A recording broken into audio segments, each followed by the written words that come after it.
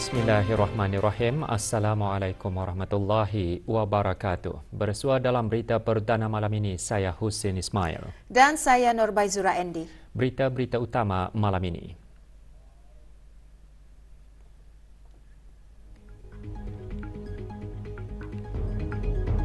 Kebawah Duli Yang Maha Mulia Paduka Seri Baginda Sultan dan Yang di-Pertuan Negara Brunei Darussalam berangkat menghadiri majlis santap malam dihoskan oleh Presiden Republik Perancis.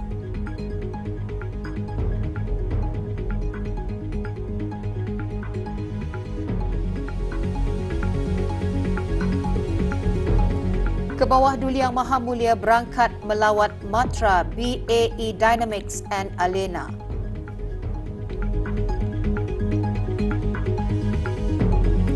Kebawah Duli Yang Maha Mulia Paduka Seri Baginda Sultan Haji Hassanah Bolkiah Muizzaddin Wad Daulah Ibni Almarhum Sultan Haji Omar Ali Saifuddin Sa'dul Khairiwaddin Sultan dan Yang di-Pertuan Negara Brunei Darussalam memulakan keberangkatan rasmi ke Republik Perancis dengan mengadakan lawatan ke Matra BAE Dynamics and Alena MBDA.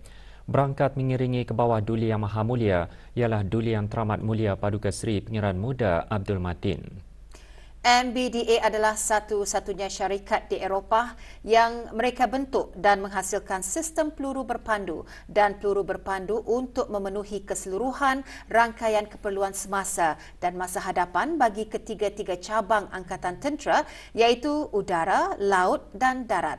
MBDA juga merupakan satu-satunya syarikat pertahanan berintegrasi yang menyediakan peluru berpandu dan sistem peluru berpandu untuk setiap cabang angkatan tentera. Keberangkatan tiba ke bawah Duli Yang Maha Mulia di syarikat MBDA di Le Plessis Robinson, Paris dialu-alukan oleh Mr. Eric Branger, Ketua Pegawai Eksekutif MBDA dan para pegawai kanan syarikat berkenaan.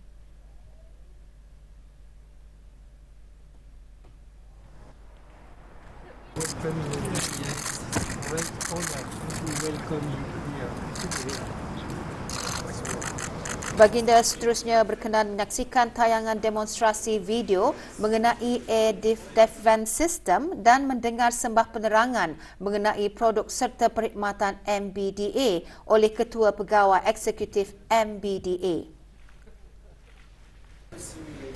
Kebawah Duli Yang Maha Mulia berkenan menyaksikan demonstrasi simulator kit Mistral Virtual Reality dan kemudiannya berangkat menuju ke kawasan pelancaran bagi menyaksikan pameran statik.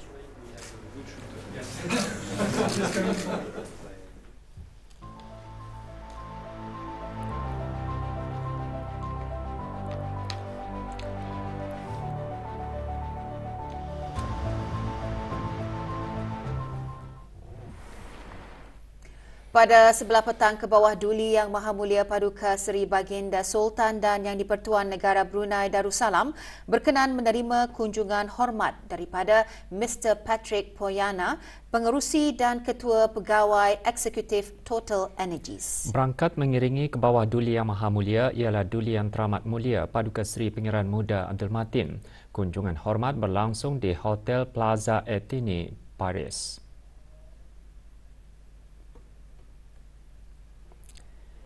Semasa kunjungan hormat, Baginda dan Pengerusi dan Ketua Pegawai Eksekutif Total Energies membincangkan isu yang mempunyai kepentingan bersama dalam bidang tenaga dan perdagangan.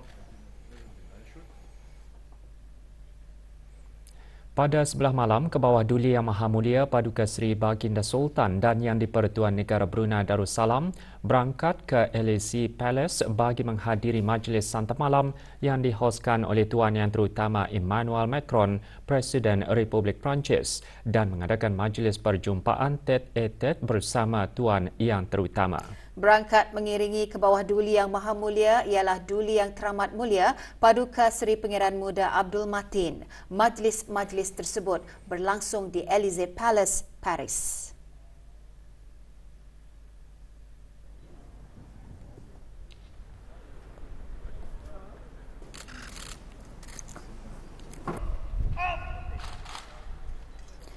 Keberangkatan tiba ke bawah Duli Yang Maha Mulia dijunjung oleh Colonel Guillaume Chantereau, Military Commander of the Presidency of the Republic. Baginda seterusnya dijunjung berangkat melintasi barisan kawalan kehormatan sebelum dialu-alukan oleh Presiden Republik Perancis. Semasa majlis santap malam dan perjumpaan tete-a-tete ke bawah Duli Yang Maha Mulia dan Tuan Yang Terutama membincangkan perkara-perkara berkepentingan bersama ke arah mengukuhkan lagi hubungan kerjasama dua hala antara negara Brunei Darussalam dan Republik Perancis termasuk bidang tenaga, pertahanan, keselamatan, perubahan iklim, ekonomi dan perdagangan serta usaha-usaha untuk meningkatkan lagi ASEAN-France Development Partnership.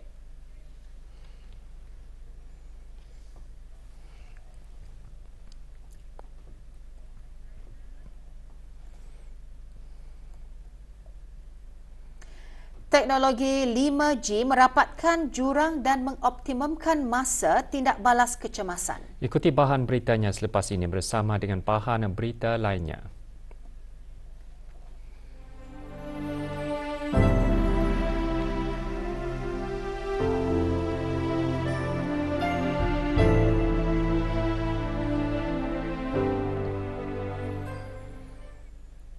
Inovasi dan teknologi membentuk cara pemberian penjagaan kesihatan. Menurut Menteri Kesihatan, salah satu elemen penting transformasi tersebut ialah sistem Bruhims 2.0. Berucap pada pelancaran buku garis panduan kegagalan jantung kebangsaan negara Brunei Darussalam dan Majlis Makan Malam Gala Perjumpaan Saintifik Tahunan ke-10, Yang Berhormat Datuk Seri Setia Dr. Awang Haji Muhammad Isham bin Haji Jaafar menjelaskan pada tahun lalu 120 kes baharu kegagalan jantung dicatatkan berbanding 88 kes pada tahun sebelumnya. Penyakit tersebut terus meningkat dan keadaan kronik yang serius mengurangkan jangka hayat pesakit. Bagaimanapun, inovasi dan teknologi telah membantu profesional penjagaan kesihatan bagi mendapatkan maklumat kritikal sebelum ketibaan pesakit.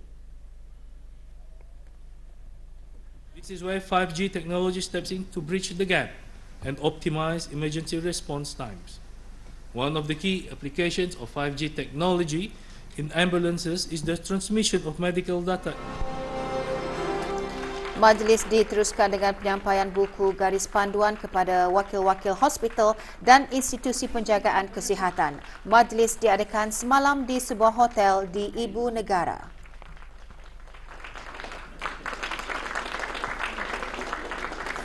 We now invite a representative from MLT, MNP, and HM.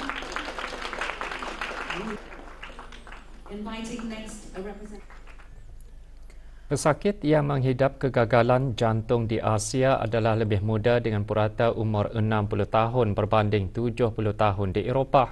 Kajian menunjukkan purata umur pesakit yang menghidap kegagalan jantung di negara Brunei Darussalam adalah lebih muda dengan purata umur dalam lingkungan 50-an.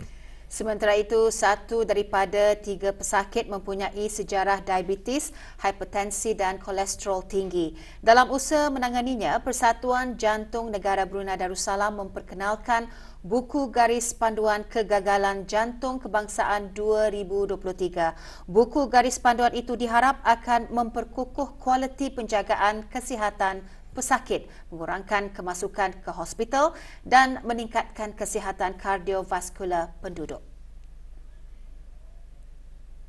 The book is for all healthcare professionals in Brunei because we have, although we have adopted guidelines and international recommendations, we've made some adjustments to suit our local requirements and our patients and people.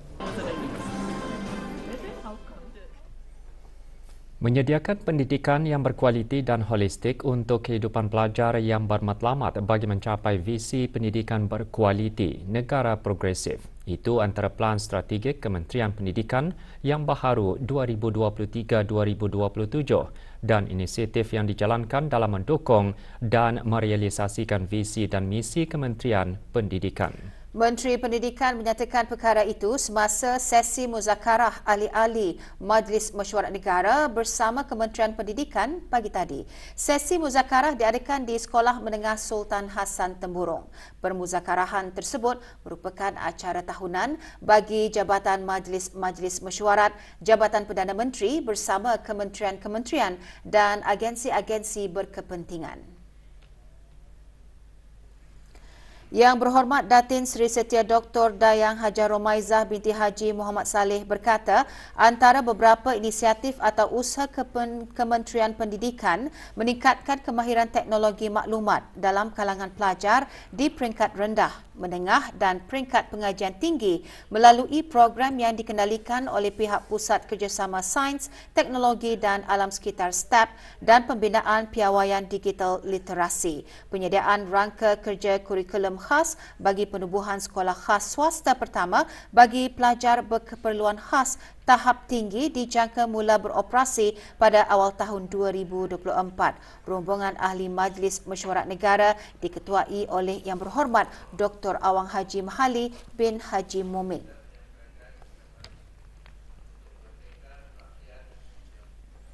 Kementerian Pengangkutan dan Info Komunikasi MTIC dan Majlis Keselamatan Siber Emiriah Arab Bersatu menandatangani memorandum persefahaman MOU bagi mengukuhkan komitmen dan kerjasama ke arah kemajuan dalam keselamatan siber. Penandatanganan tersebut diadakan di Kementerian Hal Ehwal Luar Negeri dan Kerjasama Antarabangsa di Abu Dhabi sebagai acara sampingan kepada Minggu Keselamatan Siber Serantau yang diadakan pada 8 hingga 13 Oktober 2023 di Abu Dhabi, Emiriah Arab Bersatu.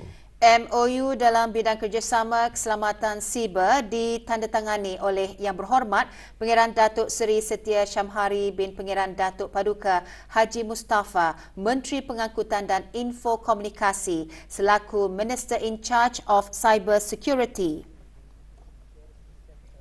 Wakil Kerajaan ke bawah Duli Yang Maha Mulia, manakala Tuan Yang Terutama Dr. Muhammad Hamad Al-Kuwaiti, Ketua Keselamatan Siber mewakili Kerajaan UAE. Penandatanganan itu menyerlahkan komitmen kedua-dua negara untuk memupuk persekitaran siber yang selamat dan berdaya tahan. Demonstrasi pemprosesan keropok udang, sapit serta tunjuk cara menumpah ambuyat menarik perhatian para peserta program berdudun ke Kampung Sungai Bunga pagi tadi. Diungkayahkan oleh Green Brunei dengan kerjasama Jabatan Kemajuan Pelancongan, Kementerian Sumber-Sumber Utama dan Pelancongan, program diadakan di Pusat Aktiviti Pelancongan Seri Tanjung, Majlis Perundingan Kampung MPK Sungai Bunga. 27 peserta yang mengikuti program tersebut dibawa melawat perusahaan sangkar ikan terapung yang diusahakan oleh Awang Haji Zaini bin Haji Awang Damit Suriname Enterprise. Program ini menarik penyertaan Tuan Yang Terutama Datuk Raja Reza bin Raja Zaib Shah, Pesuruhjaya Tinggi Malaysia ke negara ini. Diorang pun iski sebenarnya pasal banyak yang dia pernah tahu tempat ini boleh dilawat dan aktivitinya pun agak unik lah dari segi ada kelainan daripada program-program yang lain. Jadi kalau boleh macam digalakkanlah lebih ramai lagi orang dapat ikut.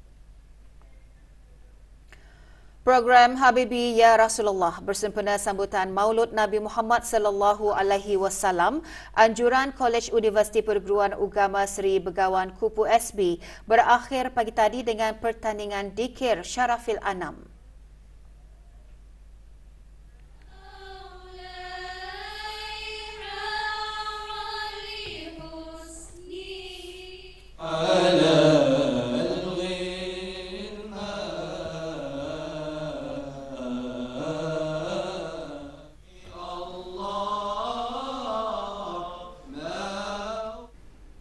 Kumpulan program diploma tertinggi perguruan agama tahun 1 menjuarai pertandingan dikir.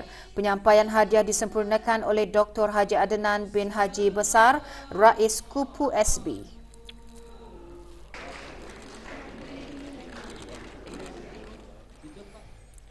Untuk mencapai ketenangan, kebahagiaan dan kejayaan dalam kehidupan sudah menjadi fitrah sebagai manusia berusaha untuk mencapainya. Namun tidak dapat dinafikan, semakin dicari semakin sukar untuk dicapai. Kerana itulah ramai yang mencarinya mengikut kehendak hawa nafsu. Justru untuk mencapainya perlulah kembali dan menghayati sunnah Rasulullah SAW. Perkara tersebut antara intipati ceramah pada majlis ceramah sempena Maulidur Rasul. Ceramah bertajuk Sunnah Dihayati Hidup Diberkati antara lain menjelaskan untuk menzahirkan rasa cinta kepada Rasulullah SAW adalah dengan menghayati dan mengamalkan sunnah baginda dalam segala aspek kehidupan seharian. Hadir Dayang Hajah Siti Norishan binti Haji Abdul Ghafur, isteri Setiausaha Tetap Kementerian Hal Ehwal Ugama. Ceramah diadakan di Masjid Rancangan Perumahan Negara Bukit Beruang, daerah Tutong pagi tadi.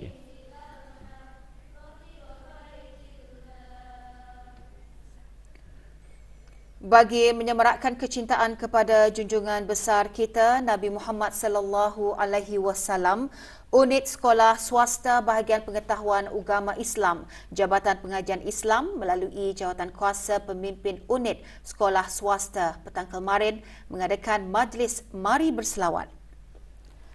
Majlis yang diadakan di Bribi Central Mall Gadong itu dihadiri seramai 135 guru mata pelajaran IRK. Majlis diselajurkan dengan ceramah motivasi bertajuk Rasulullah Guruku disampaikan oleh Dr. Awang Haji Muhammad Syahrul Azmi bin Haji Abdul Muluk, pensyarah Dekan Pelajar Kolej Universiti Perguruan Agama Seri Begawan. Kursus latihan intensif dan interaktif pengurusan strategik konflik bagi profesional SCMP yang diadakan selama 5 hari berakhir kemarin dengan penyampaian sijil. Dianjurkan oleh Pusat Timbangtara Brunei Darussalam BDAC dengan kerjasama Singapore Mediation Centre SMC. Kursus bertujuan bagi melengkapkan peserta dengan teknik penyelesaian konflik yang cekap dalam pelbagai konteks. Diadakan di Pejabat BDAC Jalan Kumbang Pasang, kursus dihadiri oleh 27 peserta yang terdiri daripada sektor kerajaan, syarikat swasta dan orang awam. Jabatan Belia dan Sukan mengadakan sesi pemberigaan kempen Hari Bertindak di keempat-empat daerah kepada agensi sektor kerajaan, sektor swasta, persatuan dan pergerakan belia. Di daerah Temburong, sesi pemberigaan diadakan di Kompleks Bangunan Jabatan-Jabatan Kerajaan daerah Temburong pagi tadi. Sesi pemberigaan ini merupakan salah satu pendekatan secara menyeluruh bagi meningkatkan lagi penyertaan agensi berkenaan untuk terus bergiat aktif dalam melaksanakan aktiviti sukarelawan. Orang ramai yang berhasrat untuk menyertai dan menganjurkan kempen Hari Bertindak sempena Hari Sukarelawan Antarabangsa yang dijadualkan pada 10 Disember 2023 hingga 31 Januari 2024 bolehlah membuat pendaftaran melalui saluran platform media sosial Hari Bertindak. Kajian Tenaga Kerja KTK 2023 akan dikendalikan bermula 16 Oktober hingga 12 November 2023. Jabatan Perancangan Ekonomi dan Statistik JPES Kementerian Kewangan dan Ekonomi dalam siaran medianya menjelaskan tujuan KTK 2023 ialah untuk mengumpulkan maklumat terkini mengenai saiz, struktur, taburan dan ciri-ciri tenaga kerja, pekerjaan, pengangguran dan ciri-ciri ekonomi penduduk yang akan digunakan dalam membantu perancangan, penyelidikan dan penyediaan dasar tenaga kerja.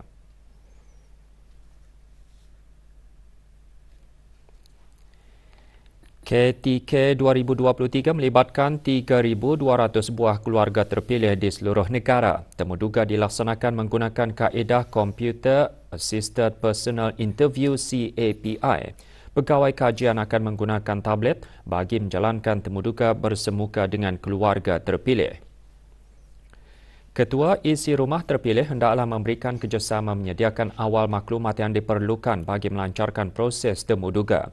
Keluarga terpilih dinasihatkan supaya memastikan pegawai-pegawai kajian menemu duga adalah pegawai yang dilantik oleh JPES melalui pas kajian, surat lantikan dan kad pengenalan serta ves rasmi JPES.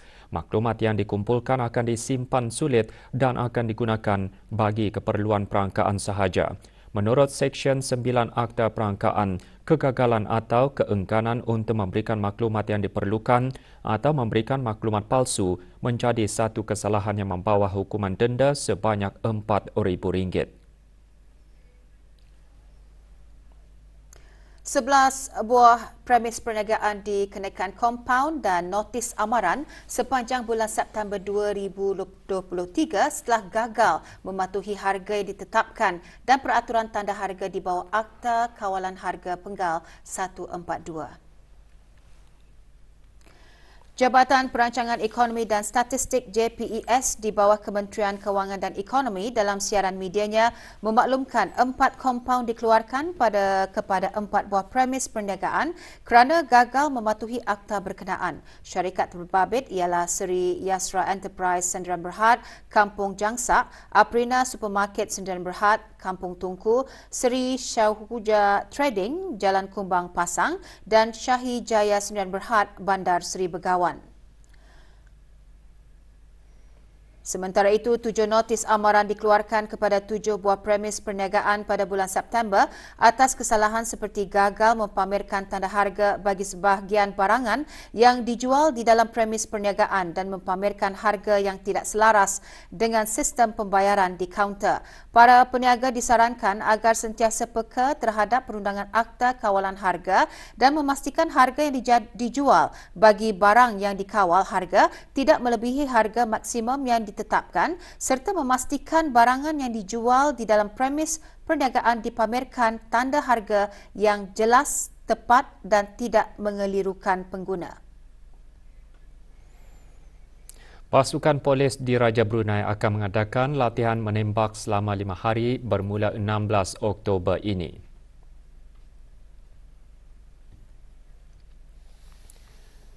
Sehubungan itu, orang ramai yang tinggal di kawasan berdekatan di padang tembak polis di Raja Brunei Jalan Aman disaran untuk tidak berasa cemas atau menghampiri tempat latihan tersebut sepanjang ianya dijalankan. Latihan akan diadakan bermula 7 malam tertakluk kepada keadaan cuaca.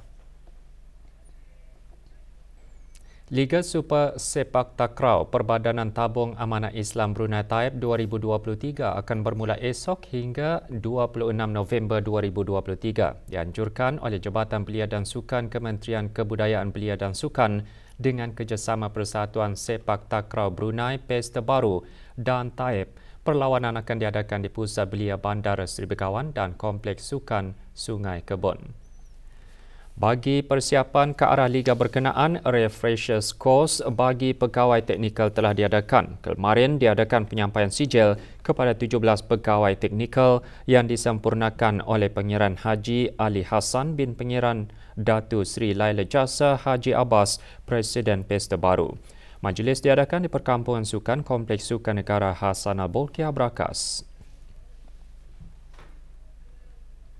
Kejohanan bola sepak jemputan veteran 11 orang sepasukan anjuran BTB 2023. Sahabat FT lakar kemenangan selesa ke atas V-Legend FT bagi aksi saingan kumpulan B. Perlawanan berlangsung petang kemarin di Padang A Kompleks Sukan JKR. Sahabat FT berjersi Kelabu Merah membuka tirai jaringan pada minit ke-20. Gol kedua dijaringkan pada minit ke-37. Pada minit ke-55, gol ketiga dijaringkan. Dan pada masa kecederaan, sahabat FT memuktamadkan kemenangan 4-0.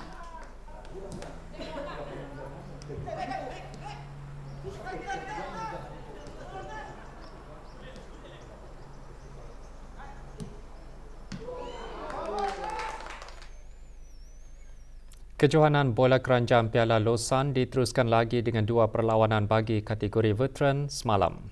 Dalam perlawanan pertama, Lingtech mengalahkan Ting Dental 104-75.